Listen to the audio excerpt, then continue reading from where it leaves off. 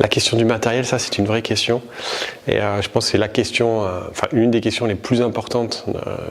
En effet, le matériel est surtout au niveau du braquet.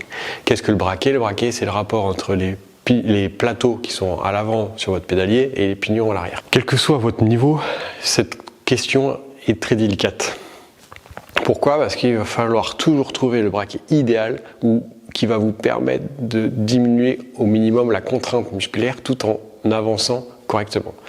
Si vous êtes débutant, là c'est très simple. Je vous conseille de partir sur un plateau, sur un pédalier 50-34 et derrière avoir un grand pignon, le plus grand derrière, en 34, ce qui vous fait un rapport 34-34 et ce qui vous permettra de passer partout en restant souple au niveau du pédalage. Si vous êtes sur le plan intermédiaire, là c'est un peu plus délicat. Est-ce que 36-34 suffiront ou 36-32, 36-30? Le col de Jouplane est avec quand même des passages très pentus, donc je pense que 36-30 serait vraiment la limite. À pas dépasser au niveau par rapport à votre niveau. Voilà, mais ça c'est des questions qu'il va falloir répondre dès l'entraînement et le plus tôt possible afin de trouver le bon rapport.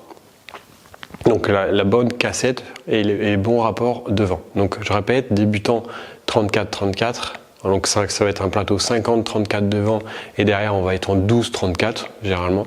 Donc 12 le plus petit pignon derrière jusqu'au 34 en haut.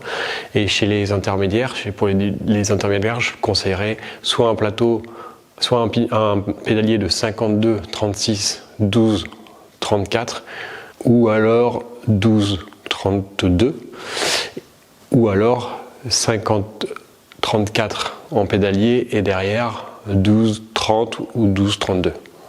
Voilà. Pour le programme compétition, là c'est un petit peu différent. De toute façon, vous avez plus l'habitude.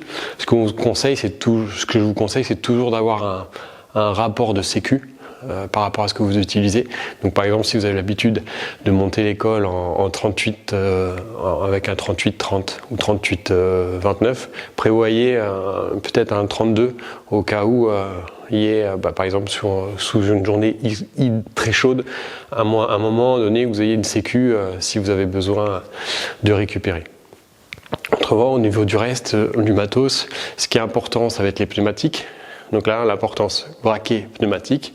Et les pneumatiques, je vous conseille d'être en section 25 ou 28 en fonction de la largeur de vos jantes. Si vous êtes des jantes peu larges, donc 25 suffiront. En dessous de 25, vous allez perdre en rendement et en efficacité du fait des routes de montagne qui sont pas forcément hyper lisses. Donc je vous conseille 25-28. L'aéro a peu d'importance, donc ne privilégiez pas des jantes profilées, privilégiez des jantes, des roues à faible poids, ça ce sera le plus important, et avec des sections adaptées à la largeur de la jante, donc faites en sorte qu'elle ne dépasse pas pour ne pas éviter les prises au vent, et prenez quelque chose de le plus large possible pour avoir un meilleur rendement sur la partie pneumatique. Ensuite, le troisième conseil au niveau du matériel, c'est de prendre chaussures et casques les plus aérés, pas aérés possible, parce que s'il fait chaud ce jour-là, ça va vous servir. N'oubliez pas vos lunettes, parce que s'il y a du soleil, c'est important de pouvoir se protéger les yeux et pouvoir voir la route correctement, notamment dans les descentes. Prévoyez des gants si vous n'avez pas l'habitude de faire du vélo sans gants, et de toute façon en termes de sécurité, les gants sont quasi obligatoires parce que si vous tombez, ça vous évite de vous abîmer les mains. Et après, au niveau matos, n'oubliez pas vos bidons, vérifiez bien que les porte-bidons soient bien serrés, ça c'est toujours important. Et après, voilà, vous êtes prêts à y aller, c'est le matériel minimum.